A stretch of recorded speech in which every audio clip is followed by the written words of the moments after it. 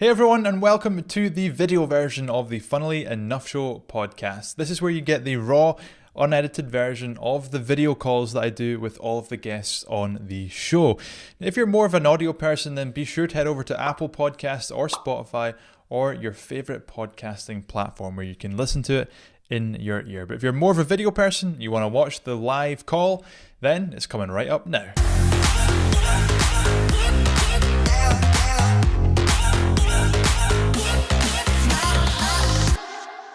Subi, welcome to the Funnily Enough Show. How are you doing? I'm great. Boston. I just got back from being in Budapest for 9 days. So a little jet lagged, but not to complain because it's a beautiful day here in downtown Boston. The sky is blue and it's not cold. So I'll take it. Amazing. Well, that beats rainy, cold Scotland. I'm used to joking about Scotland being sunny, but it's raining right now. How was Budapest? Fabulous. It was a little business, a lot of pleasure, and it's a great city. Highly recommend putting it on anyone's bucket list. A lot of culture, amazing food, a lot to do. I've never been, but I do love that part of the world, and business and pleasure combined sounds like my cup of tea. That's what we all work for, right? That's absolutely the life of a speaker, the life of a business owner. It's all about the freedom to travel and go and do. Absolutely. And actually that is what I want to get into with our chat today, is all about the lifestyle freedom that being an online business owner can give you. So first of all, I want to ask you a question. Sure. Which is, you're obviously an Instagram lover. There's no doubt about that. But what website or app do you wish existed but doesn't currently exist? In the space of teaching Instagram or in general? In general. Any app that you just wished was out there but currently isn't? That's a great question. I think an app that literally can detect from a photo more information about the person that took the photo. And I know it's coming because I've been at conferences where I've seen the future of like photo recognition in terms of knowing what people are sharing online on social and getting more information based on their interest of those photos, like all the details of the photos. Okay, so somebody takes a picture of a cat and it brings us information about them liking cats. Is that what you mean? Or? Well, that's obvious. That's extremely obvious. I think more just their general interest and values based on what they share. More information, to get more information about that person, to see if there's if there's a common thread that you would want to connect with. I like it. I can definitely see that as something coming in the future. Yeah. As an advertiser, I feel like that would bring a lot of advertising opportunities, as well as just cool, fun, personal connections that it could bring. Amazing. Yeah. I mean, for example, when I was in Budapest, I took a lot of photos of street art and paintings and color, whether it was flowers or things that got my attention. And I take photos of things that aren't obviously things that people would see. And because just capturing the extreme or different, and I translate that into my personal character of always wanting to stand out and be different. And what gets my attention is anything that's different. So I'm the person that stops and takes photos of things that are just so different that makes me smile or makes me say that was such a great idea, or I wish I thought of that. And those are things that I want to share. I want to share the different, not the obvious. Share the different. That's a great catchphrase. I like that. Yeah. So let's jump into that side of your personality then. So the want to be different, to stand out, to be different. Where do you think that stems from? From me, just one of my characters. I've always been different in ever since I was younger. I was the person that started trends. I didn't follow people. I started trends based on personal interests and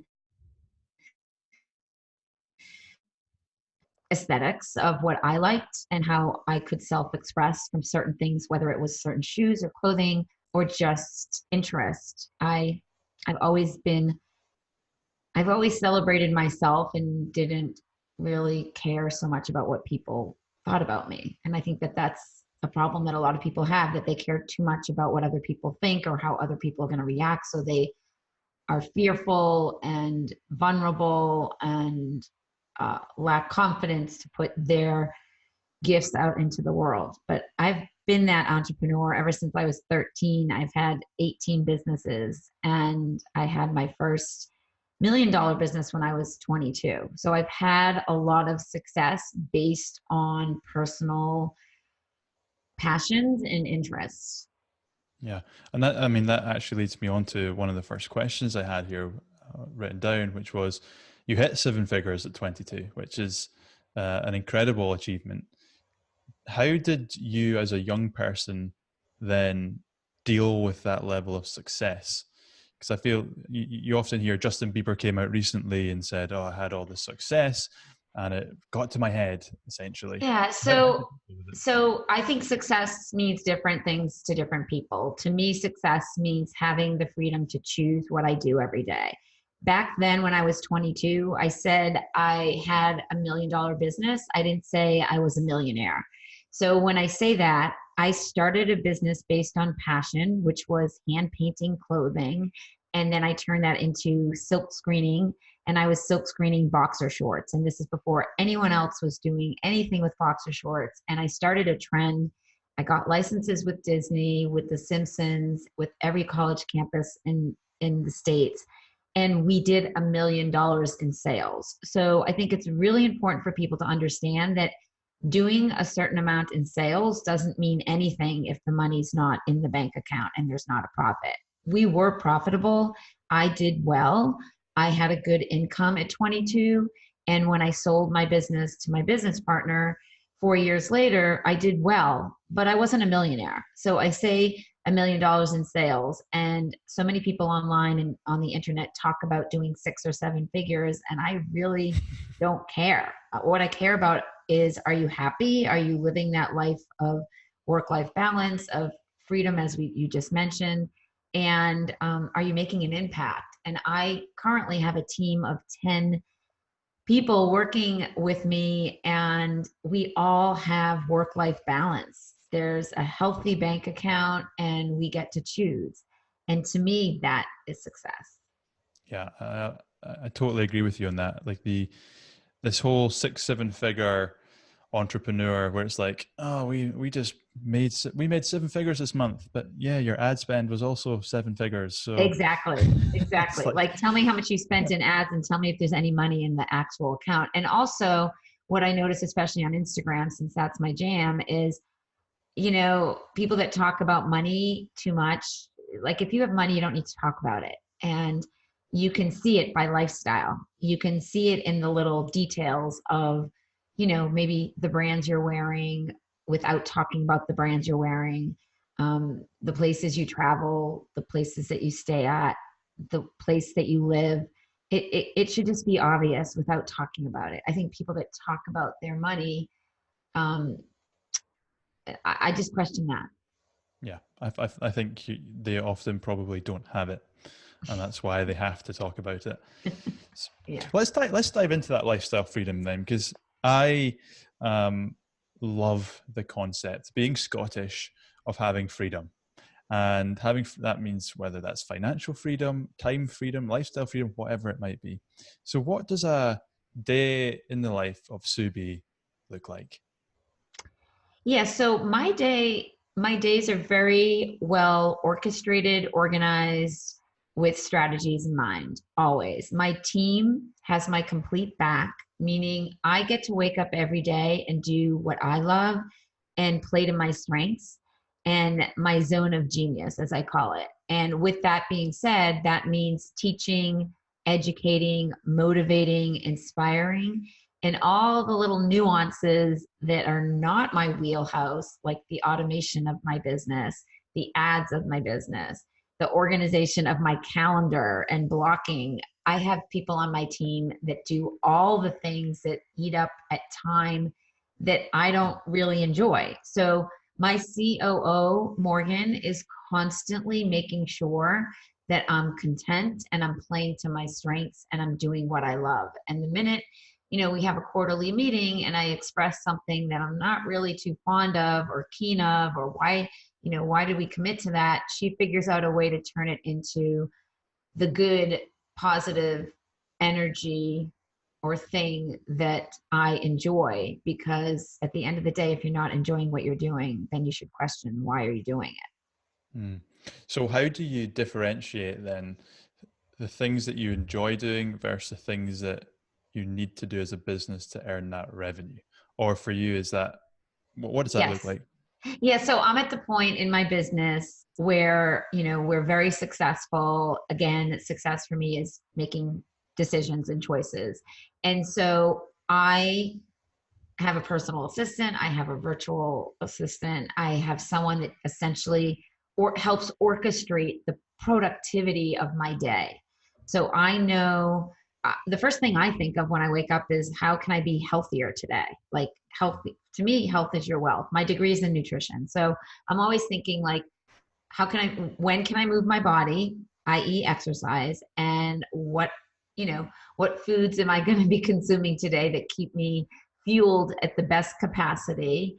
And everything else is booked in a way that goes back to our content strategies, meaning, like, am I doing the things that are going to grow our community, going to grow our email list, going to grow my influence, going to help book more paid speaking opportunities, attract more high level coaching clients. So I'm always thinking about the revenue driving activities, but it starts with a conversation and it starts with one person. It doesn't start with selling anything, it starts Mm. with connecting. Yeah. And that's what I do every day on Instagram. Connection. Connection Yeah. over selling. I don't know who came up with this concept, but one of the concepts that I love from an online building community point of view is you build your community one conversation at a time. Mm-hmm. In all the content that I see from you, that shines through, which Yeah, is great. that's my at the core of who I am ever since I've had a business. I believe in the power of one and making an impact, and making people feel good and empowering people, because then they talk about you and then there's this whole ripple effect of what happens from that. And so I'll give you an example from yesterday, which was our content release day. Every Monday we release a new YouTube video, and at 3 p.m. EST I go live on Instagram, the Instagram expert, and I talk about that content, and I bring in guests. On Instagram, when you bring in a guest, their followers get notified when they join your broadcast. And yesterday I brought in 5 guests from mostly from my community, who are women that aren't comfortable being on camera, have never done an Instagram live. And I push people beyond their comfort zone and say, no one's going to fire you. Like, it's all good. No one really cares that you have a wrinkle or two, or, your makeup's not on. They care about what you're sharing and the value that you're giving. So I really help motivate primarily women to step outside the insecurities that they have. And it feels so good for me because I'm their fierce leader, and I do it from a place of compassion, knowing that it's going to help them grow. And if they grow, I grow. It's mutually beneficial. That's amazing. And I find that just that one example of the video is something that I find comes across in a lot of life, which is people don't like putting themselves out there, which links back to one of the things that you said initially around um, people often are held back worrying about what people think about them. So what advice would you give to anybody listening, that whether it's video or whether it's any type of content or anything, that Mhm. has this kind of resistance about putting themselves out there because they maybe don't like the sound of their own voice, don't like seeing themselves on video. What advice would you give them as that initial first one or two steps into getting over that? I say practice doing Instagram stories, practice talking to your phone. I was on Snapchat before Instagram had Instagram stories. I was on Periscope before Snapchat, and I got very comfortable talking to the lens on my camera. And I think a lot of people aren't comfortable talking to their phone. I'm extremely comfortable because I know who's on the other side. When you're picturing who's on the other side, who you know you can help and serve and make an impact, it becomes easier. I know that my audience is listening. I have so many people watching my stories, so many people consuming my content, and I have a following, and I know what to say and what motivates them. So it really comes down to, are you comfortable with who you are, what you do, and why you do it? And if you are, then you absolutely have to be comfortable talking about it openly and sharing that online, or you're just going to be stagnant. Your business will not flourish and grow. That is gold. Being comfortable understanding who's on the other side. Oh, An, yeah. an example I like to give is when we are creating video content. Sometimes we'll say something, we'll stumble and go, oh, I need to start this again. But whenever you're having a conversation with someone in person, you never go, oh, sorry, Subi, I need to stop this. And Right. can I ask that question again? You just don't do that. But on video, Right. you seem to have this. Now, I'm going to interrupt proceedings. I'd like to talk to you actually in a second about your nutrition degree because that really interests me. But I'm going to Okay. interrupt proceedings. It's time for a game, the 5-second rule. Subi, have you ever heard or played this game before? I have not. It's a great game. It's very simple. I've got 10 cards here. Each has a statement on them. And that statement is going to be something like, name 3 types of ice cream. And you've got 5 seconds to give me a response. So if I said, name 3 types of ice cream, you'd have to go strawberry, vanilla, chocolate within Yep. 5 seconds. Got it. If you get it, you get the point. If you don't, unfortunately, you don't get the point. Okay. First question, which isn't a card, isn't a point scorer. Do you want to go red or do you want to go yellow? Red is slightly easier. Red. Let's do red. Okay. Are we good to go? Yes. Let's do this. Name 3 sports where jumping is involved. Track, skiing, and water skiing. Oh, just in time. Good start. Most people tend to get the first 2 or 3 wrong and then they get going. So good start. Name 3 genres of music.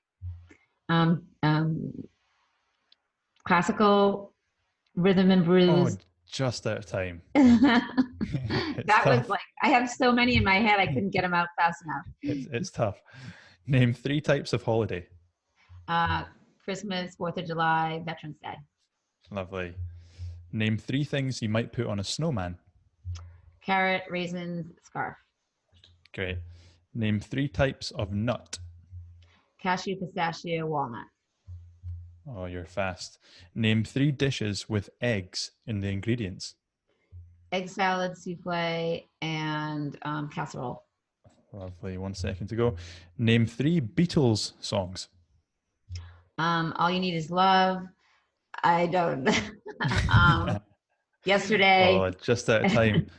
I thought you might have got that, seeing the I piano in should the have gotten. background. I listen to them all the time, and my husband plays them all the time. But there's too many songs. Sorry, they didn't come out fast enough. Name 3 ways you might injure yourself. Falling, jumping, and biking. Nice. Hopefully not falling off stage. Name 3 tall buildings or structures. Skyscraper, hotel, bridges. Nice. And final one, name 3 snacks made with chocolate. Oreos, chocolate chip cookies, and brownies. Yes, just. Oh, those were all. time. Those aren't really all. None of those are things I eat, by the way. That's the thing with this game. I feel like this game. I say this to every guest: is you really get an understanding of the real person behind when you play this game. But Subi, you scored 8 out of 10, which is a very, very good score. So good job. Good job. You're quick thinking. So the last one there was about chocolate. So let's dive into nutrition. I read this on your site that you've got a nutrition degree, which I find really, really Yes. interesting. And I feel like there is a big topic out there, or a big topic out there in the entrepreneurial world, is your morning routine and what Mhm. you do in the morning, especially for the likes Yeah. of us that work from Yeah. home. So what is Subi's morning routine, and what do you consume in the morning to make sure that you're firing on all cylinders in the working day? Yeah, great question. So I do a couple of things unconventional. I am very productive and I bring lemon water into the shower. I will not leave Oh, the shower until I drink it all. I also have weights in my shower. So I'm not like doing a hardcore workout, but I'm definitely getting the blood flowing. We have a house on the Cape Cod in Massachusetts, and we have an outdoor shower where it's easier. And I actually even amazing. have a kettlebell there.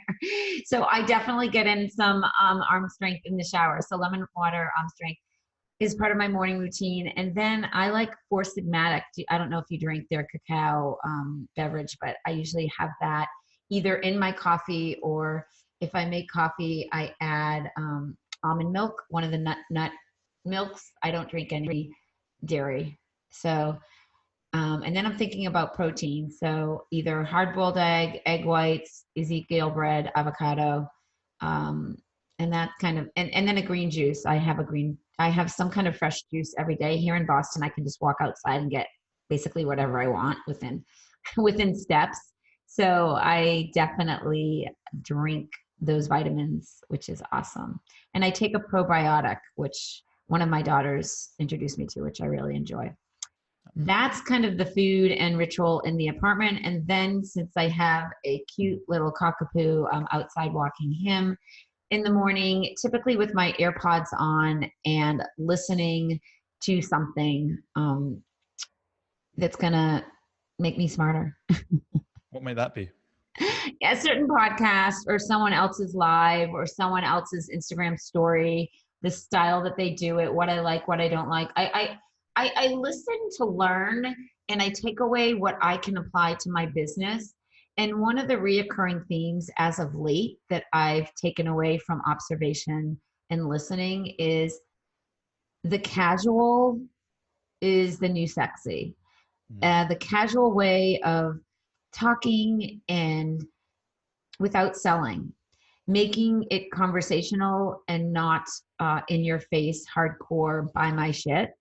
And I feel like when you're casually talking about what you do, people naturally want to be a part of it if it resonates with them. So we have an evergreen sales funnel for our Ready Set Graham course that's doing extremely well. It's taken us 7 years to get this well-oiled machine going.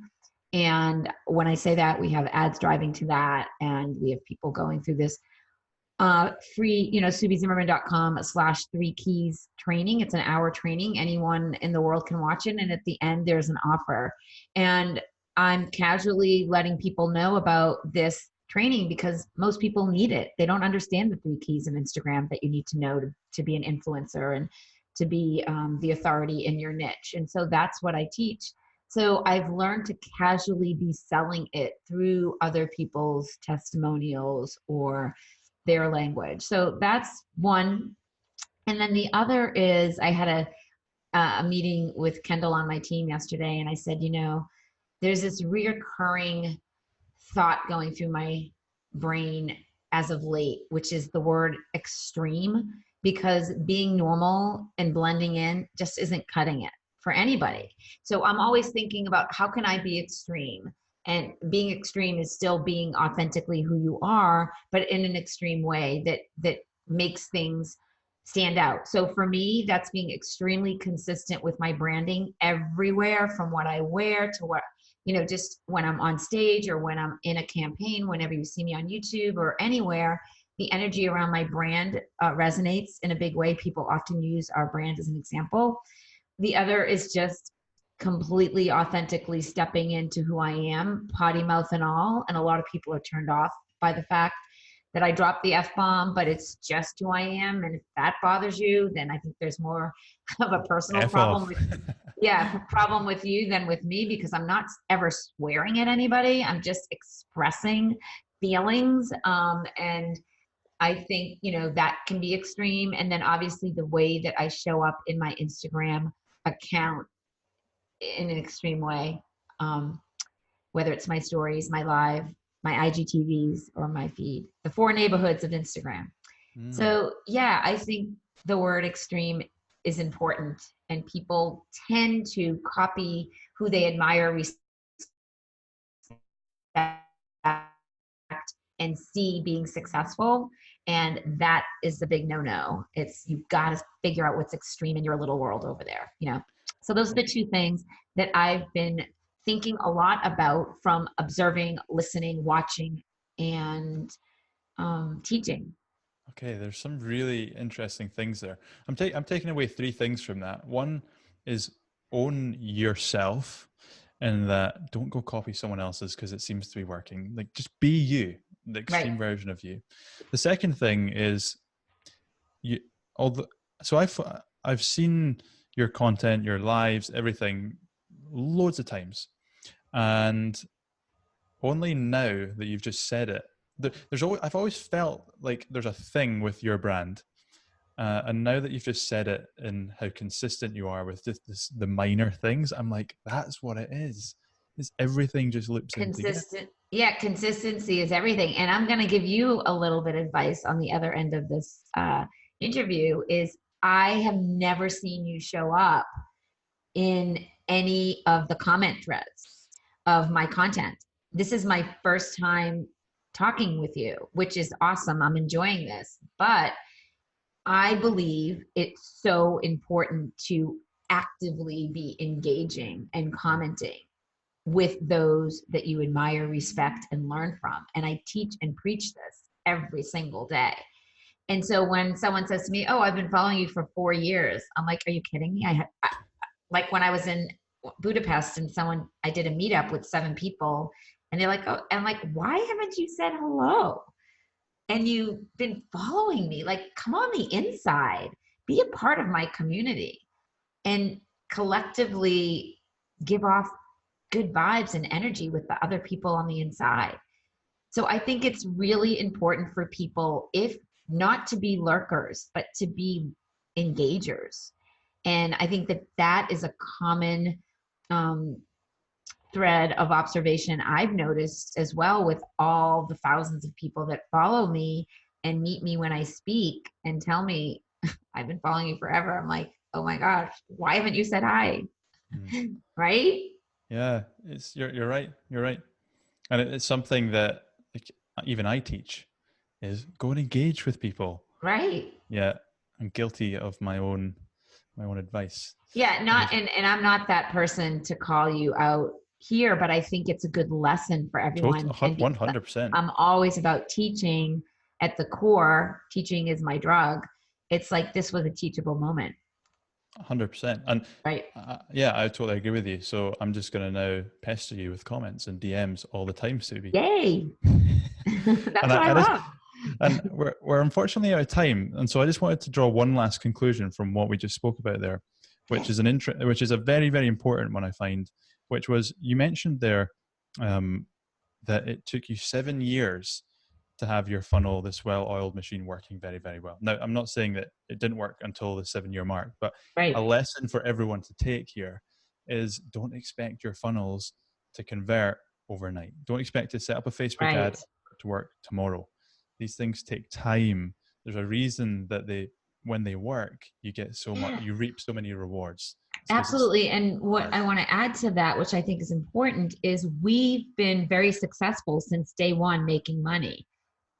It wasn't that we weren't successful without this evergreen sales funnel, but there's so much that goes into split testing, ads, and recording a live webinar that converts at a certain percentage, and knowing that your audience will purchase from that webinar, and having the webinar have every single piece of value that they feel like, "Oh my God, I just learned all that for free. I can't believe it. I can only imagine what I'll get if I invest in something."